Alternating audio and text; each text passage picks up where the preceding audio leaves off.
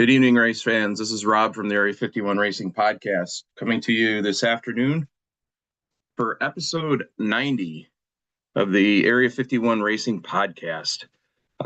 Tonight, I will be giving you a race report from this past weekend's races at the Indianapolis Motor Speedway for the NASCAR Xfinity Series and NASCAR Cup Series, and also the race report for the NASCAR Craftsman Truck Series that raced at Lucas Oil Motorsports Park in Indianapolis. I'll also be giving you my Rob's Racing hot takes, and we'll get started here and start out with the race reports for this past weekend. If you watched the last race report that I did on Saturday for the Dover races, you'll know that unfortunately I haven't been feeling great. I ended up hitting my head visiting my mom on her TV that was hanging off the wall at her residence, where her care facility where she's at, and I ended up ringing my bell pretty good and got a concussion, and so I'm still not 100%. I actually saw a doctor the other day for it, and now I'm getting referred to a concussion specialist because I've had one too many over the years playing sports, growing up through being young through college, and then also in car accidents and other incidences. So whatever it may be, either way, what I'm trying to get at is I'm still not 100%. I apologize if I mess some stuff up. It's hard for me to do this because of the lighting and stuff with the computer. I have a really bad headache. Plus, it's hard for me to wear a hat too because of the pressure from on this side of my head from where I hit it. It hurts, but I have to do that because otherwise, this is what will happen. You'll get this bald, glaring head of mine cutting out the picture. So, either way, unfortunately, this weekend I did not watch any of the races. I tried to watched the Xfinity race, and I watched maybe the first 10 laps, if that, and I got motion sickness from the concussion, and I wasn't able to watch. So I apologize. All my information is going to just be basic results from what I saw online. However, I'm going to go in depth in my hot takes on a couple things that happened over the weekend or this past week. So as far as the Craftsman Truck Series, that was on Friday night at Lucas Oil Motor Speedway or Motorsports Park, I should say. The qualifying was rained out, so Corey Heim in the number 11 Tricon Garage Toyota was the pole winner set by the Rublik Metrics. The race ended up being won by Lane Riggs, the driver of number 34 Front Row Motorsports Ford. P2 was Corey Day, a driver in the number 7 Spire Motorsports Chevy. Corey Day, this is a great run for him. He is a dirt car phenom that's moved over to racing on asphalt. He's like potentially could be the second coming of Kyle Larson. He finally got a really good run and got a P2, which was good to see. And then P3 was Corey Heim in the number 11 Tricon Garage Toyota. Now, the Truck Series is off this week. They return to the track at Watkins Glen on Friday, August 8th. NASCAR Xfinity Series and the Jeremy Clements Racing race report for Indianapolis Motor Speedway from this past weekend. Friday afternoon practice. Jeremy Clements did 4 runs totaling 14 laps. Overall, he finished practice P22. His car was a little free in traffic when he was drafting behind Josh Williams during his first run, but then it was tight otherwise when he was running by himself. So Case Kallenbach, his crew chief, and the team tried to work on the balance of the car for Jeremy. After the third run, he went out and had to come back in because it started to rain in one of the corners on the track. So NASCAR delayed practice for a short period of time. When they went back out, NASCAR gave him an additional 5 minutes to run. For practice, they made one more run and called it a day. Saturday was qualifying. Pole winner for the Xfinity Series race was Sam Mayer, driver of the number 41 Haas Factory team. Jeremy Clements set down a really good lap. He was P2 on the board for over half the field qualifying, and then ultimately ended up shaking out at P12. Jeremy said his car was a little free and had to go back and forth on the wheel a little bit, but he said he needed a little more for the balance and handling, and he thought maybe he needed a little more track bar probably to tighten up his car a little bit. The race later on Saturday, again, I didn't watch it because of the concussion. Like I said, I tried to watch. It just I couldn't stand it because of the motion and stuff. So stage 1, Jeremy finished P19. Stage 2, he was P18, and then stage 3, he was P12. During stage 3 on lap 70, there was a caution for rain. Jeremy Clements had to bring his car back down pit road for fuel, as on the previous pit stop, they weren't at the end of stage 2, they weren't able to get the car full of gas.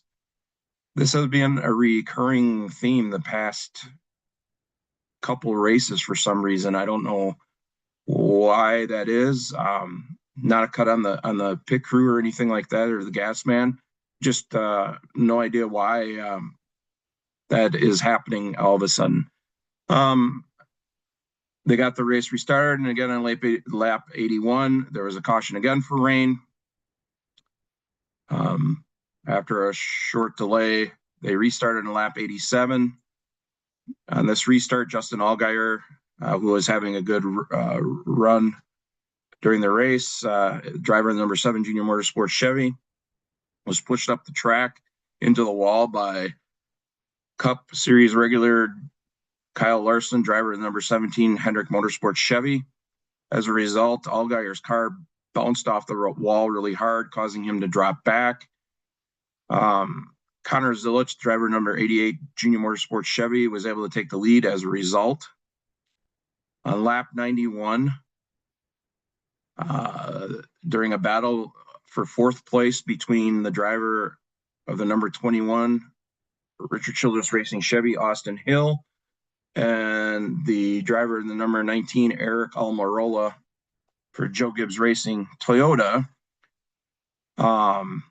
got into it. Almirola was behind Hill when he bumped Hill's rear bumper, basically did a bump and run like that you would see on a short track, but this was considered like a super speedway package for this race for the Xfinity Series. Got him loose as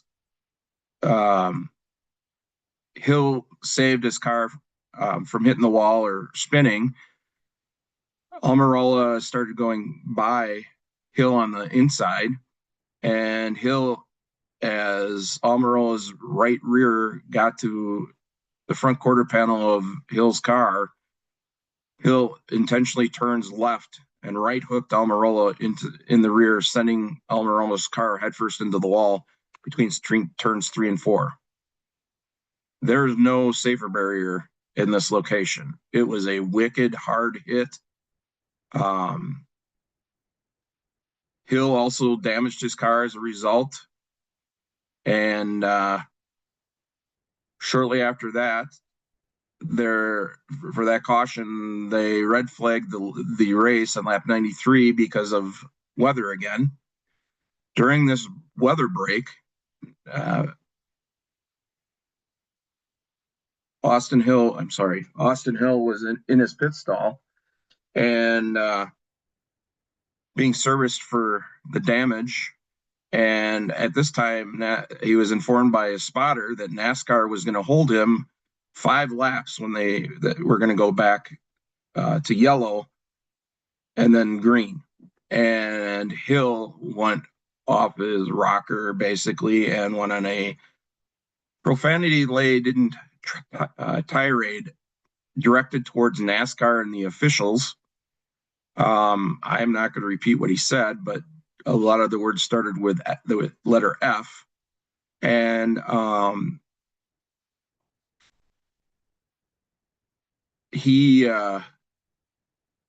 was obviously not happy. And on the lap 97 restart, Connor Zilisch, number 88, driver of the number 88, Junior Motorsports Chevy, was able to get the lead from Taylor Gray, the driver of number 54, Joe Gibbs Racing Toyota, with a push from the number 41 Haas factory team car driven by Sam Mayer. Ultimately, this allowed Zilisch to win the race, and Mayer finished P2. And P3 ended up,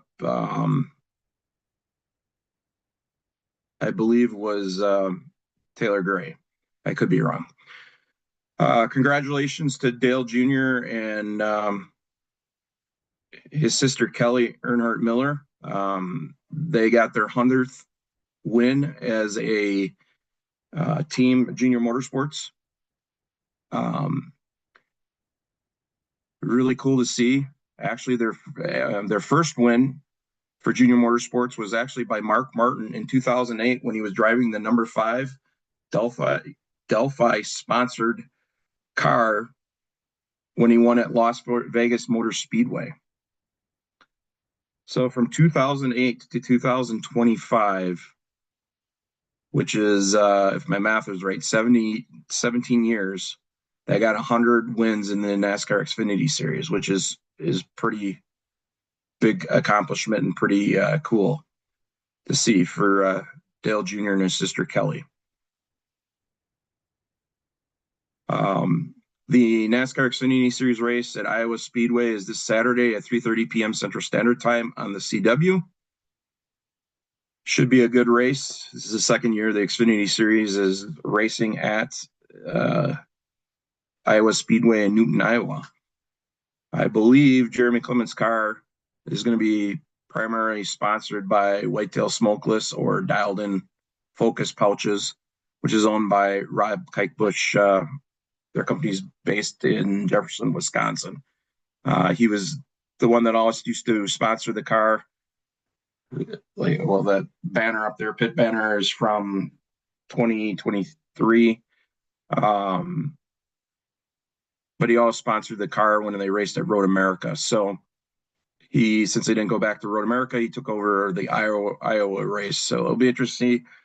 The paint scheme he comes up with, they're all pretty cool looking, and I wish Jeremy and his team the best of luck this coming weekend. Cup Series race. Again, I didn't watch the race at all because of the concussion symptoms. The qualifying pole winner was Chase Briscoe, the driver in the number 19 Joe Gibbs Racing Toyota. Ultimately, the race was won by Bubba Wallace, driver of the number 2311 Toyota. P2 was Kyle Larson, driver in number 5 Hendrick Motorsports Chevy. And P3 was Denny Hamlin, driver in number 11 Joe Gibbs Racing Toyota. The cool thing with Bubba Wallace, I mean, either you love him or you hate him. I know there's a lot of fans that don't like him for whatever reason. I'm a fan of Bubba's. I always have been. I was a fan of his when he raced in the Truck Series. Bubba showed his talent. He had Kyle Larson lined up next to him on the front row for 2 restarts in a row for a green-white checker, and Bubba Wallace was able to clear Larson and get a decent lead on him, where Larson wasn't able to get back to his rear bumper to try to move him. That was cool to see. Again, big win for 2311 with everything they're going through this year with their antitrust lawsuit against NASCAR, now being considered a non-chartered team, an open team. And Bubba now locking himself into the playoffs, as he was right there on the cutoff line at P16 in the playoff driver point standings before this race. So now he's locked himself into the playoffs with this win. So it was good. That's good to see it and hear. that Bubba got to win and kiss the bricks. You got to win now that nobody can take away from at one of the crown jewel races and tracks, which is at Indianapolis Motor Speedway.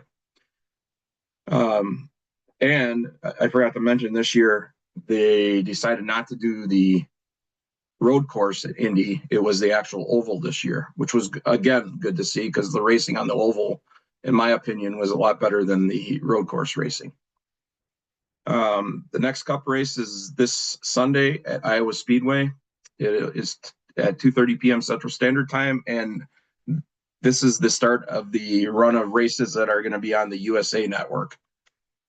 The only one that I think that's not going to be on USA out of the remaining few races before the playoffs is the race at Daytona. I think it is.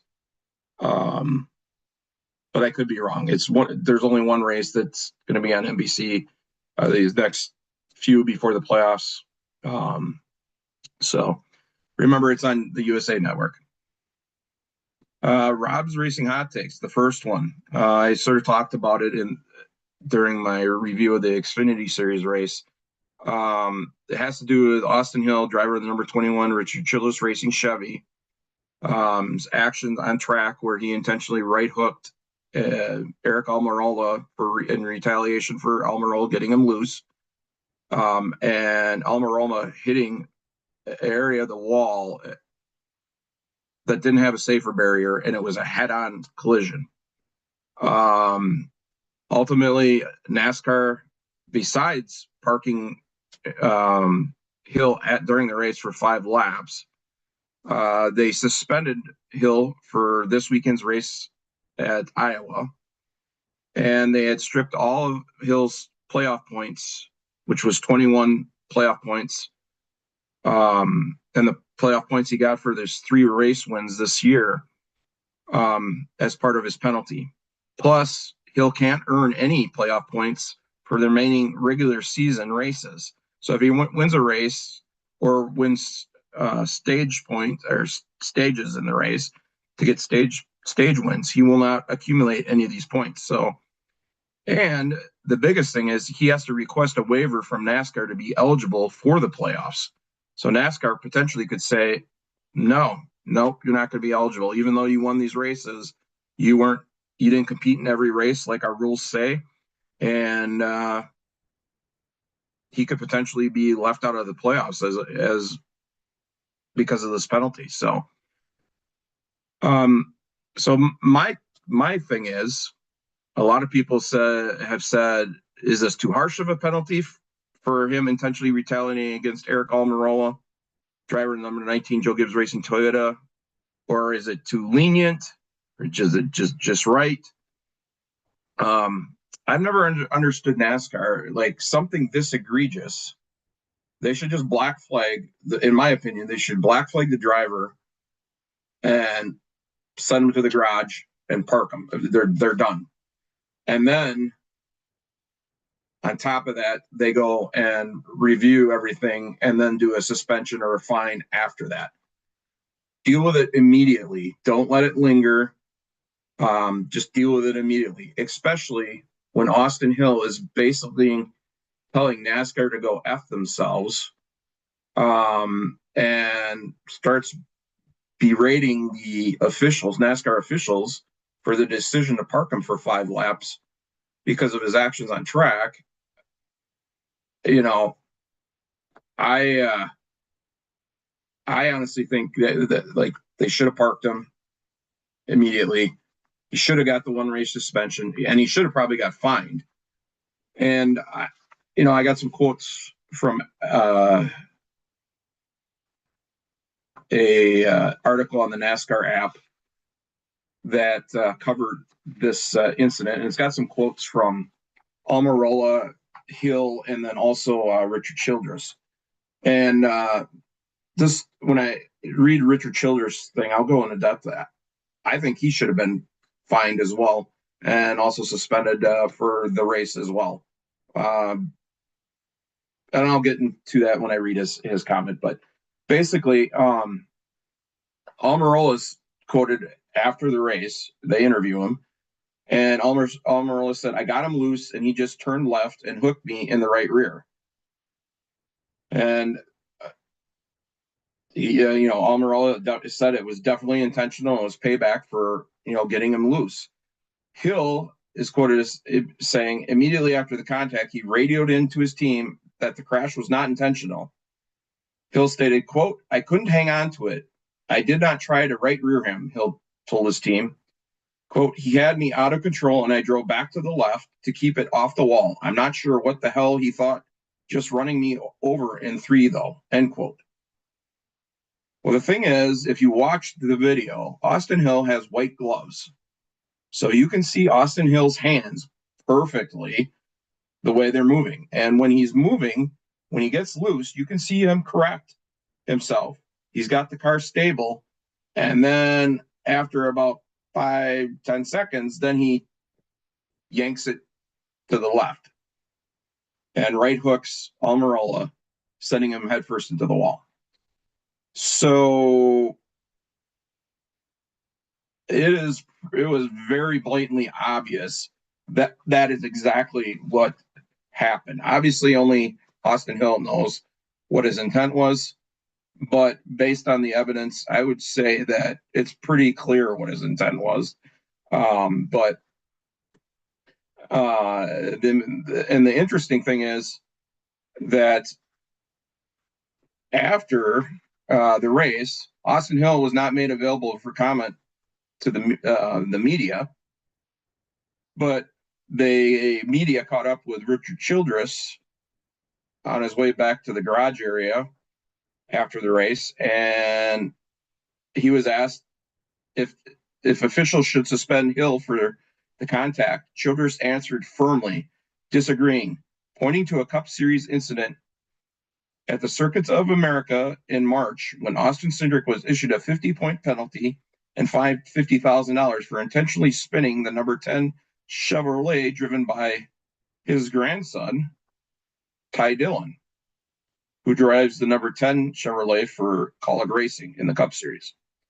Childress' response to if he thinks Hill should be suspended for the contact, he stated, quote, hell no. Quote, they didn't do a damn thing to the 2-car, Austin Cindric, when he wrecked Ty and admitted to it. Drove him in the right rear and wrecked him at COTA. It's who you are. We're a blue-collar team. They give us trouble all the time, end quote. So the way my understanding and my interpretation of this is Richard Childress just admitted that what his driver did was retaliated and got even because they give us trouble all the time.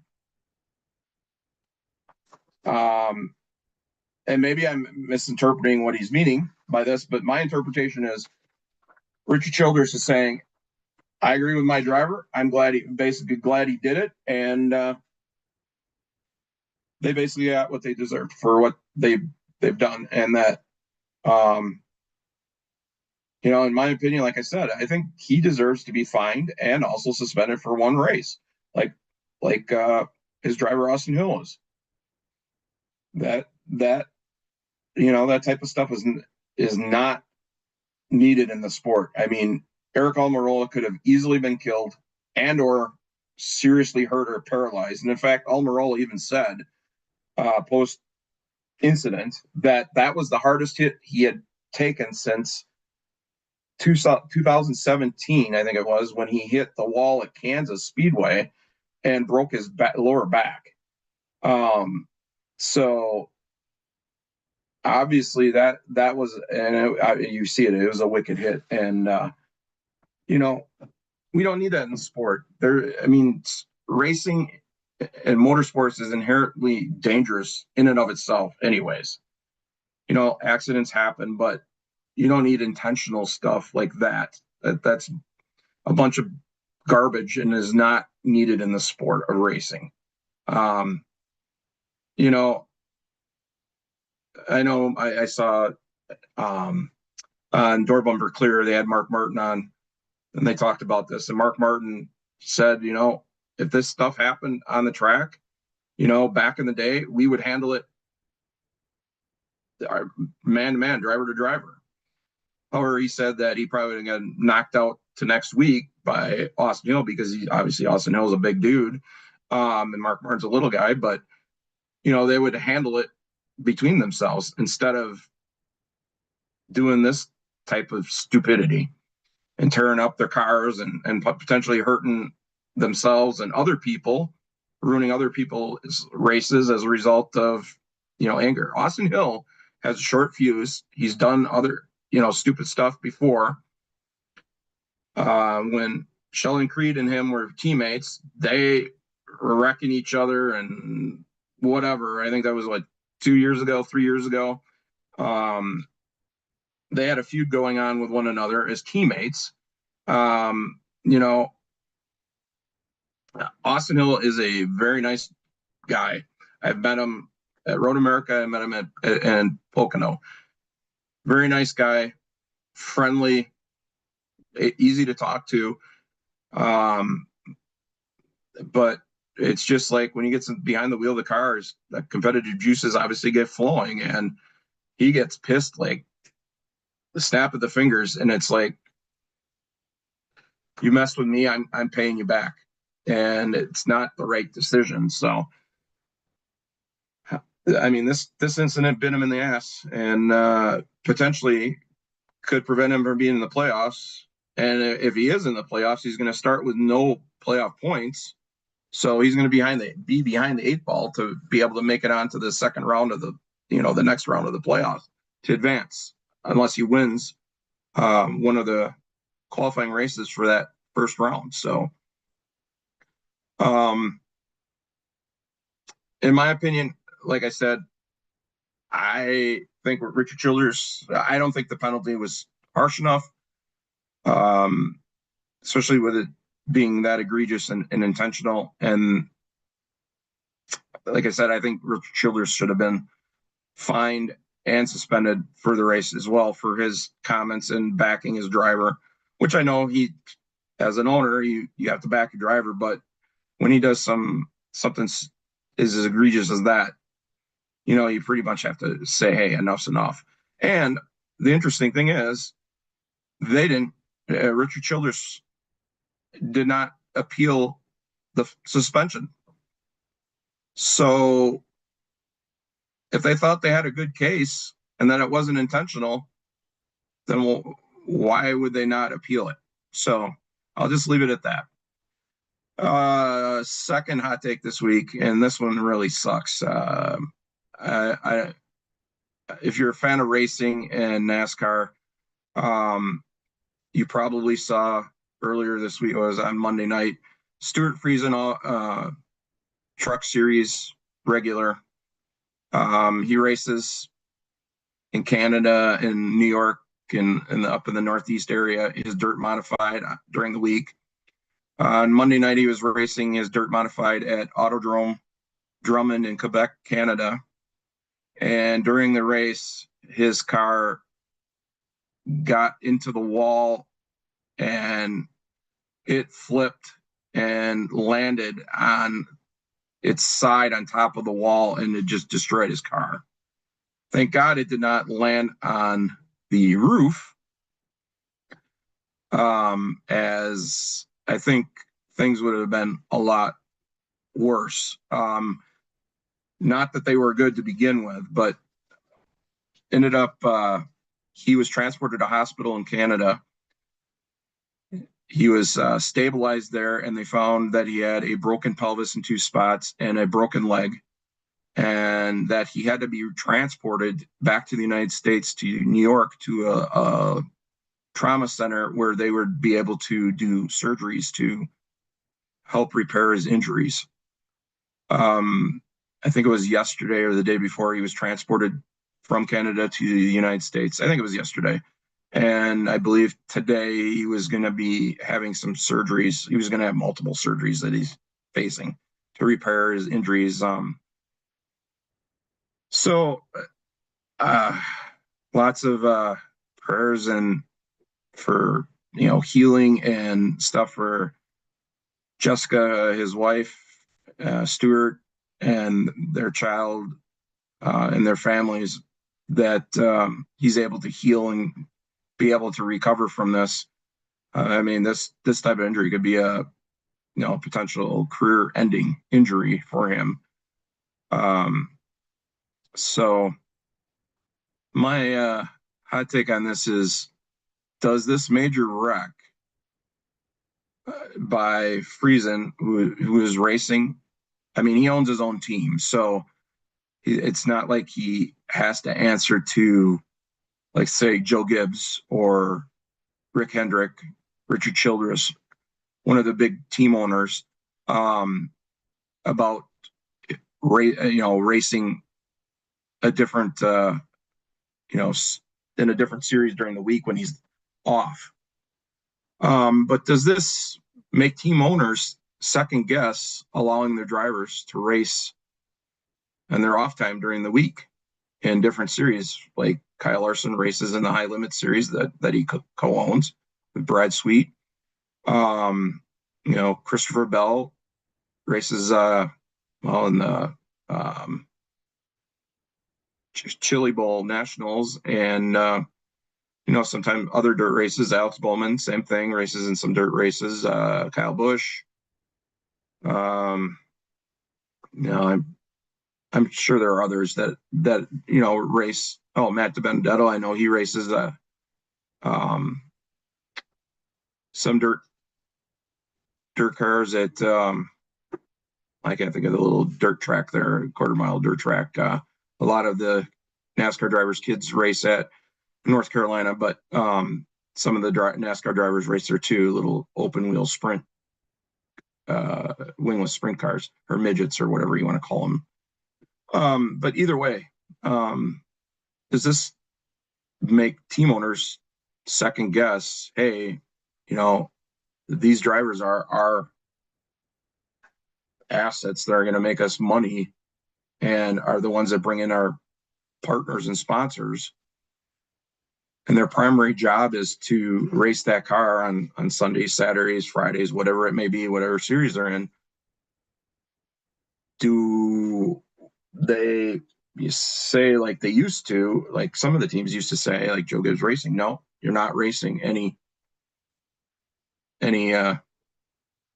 other series other than whatever series you're racing for me for. I remember, prime example, Chase Elliott, one of his first years when he was at Hendrick Motorsports racing in the Cup Series. He was supposed to race at the Slinger Nationals. He ended up, he was the honorary, not captain, I can't think what they call it, honorary marshal, I guess is what it was for the race. But he was supposed to race in it, and he, based on his contract, Rick Hendrick told him no, he couldn't. So he wasn't. He flew up to the race. He was in the infield of the race, talked to the crowd and everything, but he did not take part in the event. He has since been allowed to. A lot of the owners have since become more lenient and allowed their drivers to do these things. But after seeing this, I mean, Kyle Larson even has gotten into some wicked rollover wrecks in his sprint car this year, and fortunately he hasn't gotten hurt. But I don't know. In my opinion, I guess I'd be sort of protective of my drivers, but at the same time, the more seat time they have and the more disciplines in racing that they're able to do, the better driver they're going to be. So I guess I'm 50-50 on this one. I like when they race all these other genres and like come to different races. Like, for example, we have a big race coming up this next Tuesday at Kaukauna, Wisconsin International Raceway here in Wisconsin. And I saw that they announced that Eric Jones and Carson Hocevar are going to race in their super late models in the race. So on the asphalt track there. And I think it's still called the Dixieland 250 or whatever. It's a long standing race that a lot of the legends in NASCAR used to come up to race in. Bobby Allison, Mark Martin, Dick Trickle, Davey Allison, a lot of those drivers used to come up and race in this race. It was a big purse race. It still is. I think it's 10,000 to win. It's a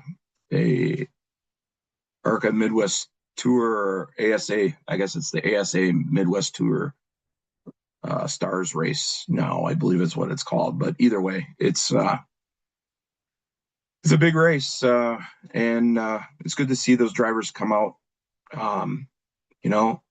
That's how those drivers make connections with the local fans. So on that part, that helps grow the sport, and that also,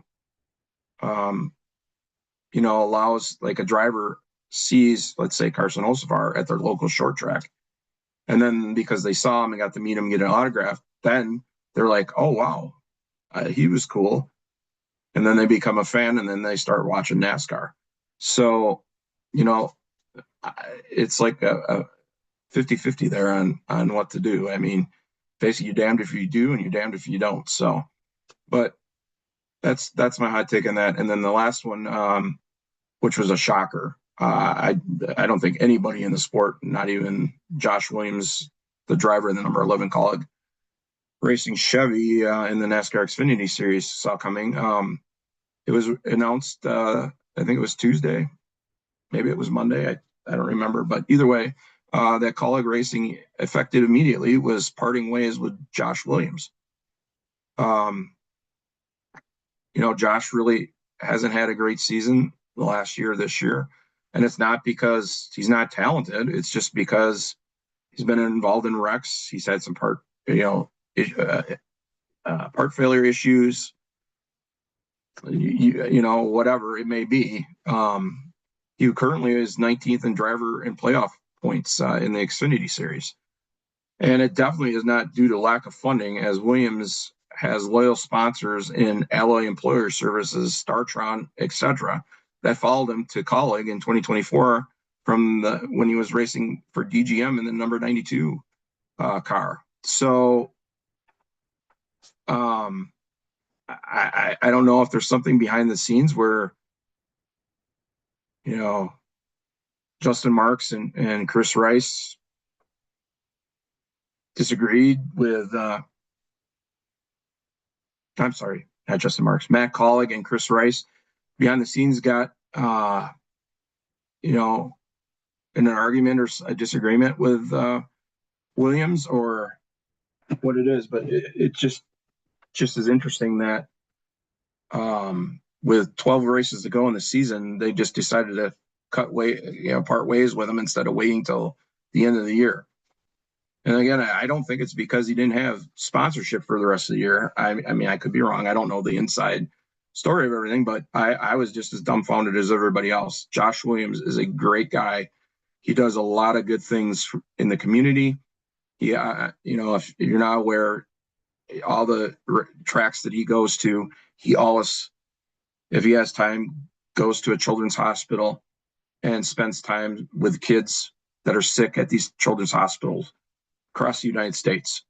A couple of years ago, he even had some robot that had a video camera on it and a screen, and he walked through the pits with it, giving the kids tours of the pits before the races. He's just a great guy, and it just really sucks. He's a new dad. His wife is a chef. I know that because I follow them and stuff, but on social media, and I'm a fan of Josh's, have been for quite a while. It's just sad all around, and I wish Josh the best of luck. I'm sure he's going to find another seat in one of the series. He's too good of a racer not to. My other suspicion is, now by the 11 seat opened, does this potentially be an open seat for Daniel Suarez in 2026, now that he's no longer going to be coming back to Trackhouse Racing? I mean, Daniel isn't in racing Chevys. He's been in a Chevy camp for a while. Kaulig Racing is a Chevy team. Maybe if Suarez doesn't get a chance in Cup, he goes back to the Xfinity Series where he won a championship and had a lot of success. So, I honestly don't know. It'll be interesting to see. But again, I wish the best of luck to Josh, and hopefully he can get back on his feet and find a ride for a team this year, and hopefully for sure next year. He's definitely somebody that is needed in the sport, not only personality-wise, but for what he does in the community on and off the track. So that's my 3 hot takes for this week. This episode is brought to you by 2 new partners that we have this week that decided to jump on board. Henderson Jet Services, or HJS, I'm sorry, and Halsey Systems, Inc. And the other thing is, I'm wearing our Area 51 podcast 100th episode t-shirt. They are out now. First 30 orders were shipped out earlier this week, so everybody should have received them by now. If you haven't received any or you want to order some, there's t-shirts in black, white, and gray. There's long sleeve t-shirts in black, and there's crew neck sweatshirts in black and a hoodie in black.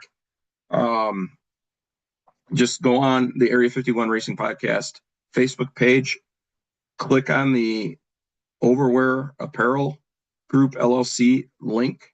It will bring you directly to our online store at Overwear, and you can go on there and order your apparel and merchandise. If you do me a favor, though, when you do make an order, there's been some issues. Make sure you fill out the whole order form properly with all the information, including your cell phone number, your home phone number, and an email address. So if something is wrong with your order, Overwear can either send you an email or call you to make sure everything's right. The other thing is, under the shipping options, only click shipping USPS, or if you live like me here where they're located, I just had the option of picking up at the store. But I'm assuming everybody that's ordering more than likely doesn't have that option. So only pick the USPS. Please do not pick the pickup at event. That is not an option. Overwear does a lot of the printing of school apparel for all the schools in our area. And that is the reason why that option is on there, because they'll have an event like a basketball game or football game, and they'll bring the merchandise to the event for the students or parents or whoever to pick up. So that's why that's on there. There's no way for them to remove that because that's the way their system is set up. So some people have clicked that option.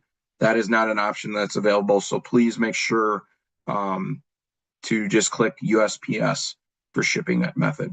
And then the other thing is, if you have any further questions about it, I shared it on our Facebook page, the Area 51 Racing Podcast Facebook page.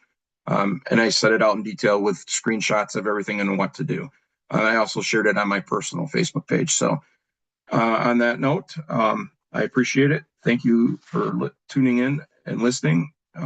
Again, thanks for putting up with me. I'm still not 100%. Still not feeling great, but made it through episode 90.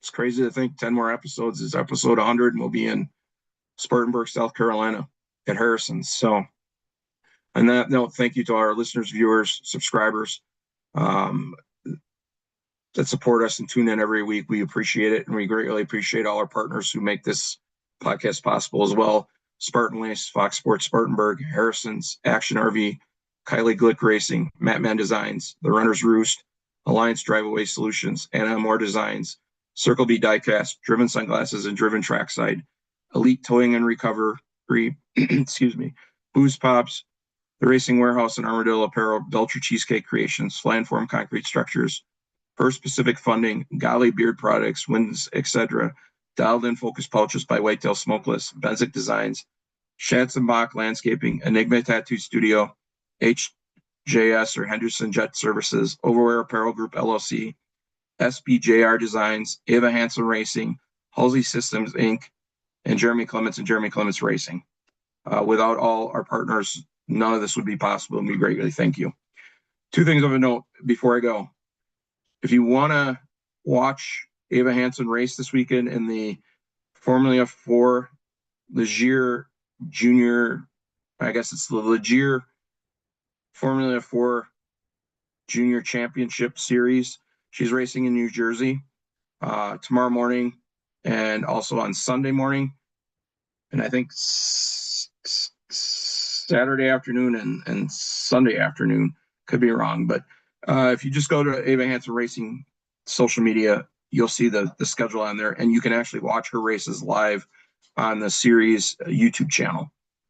Also, Kylie Glick is just announced that for the next several weeks, she's going to be in Southern California doing a reality TV show that she was invited to.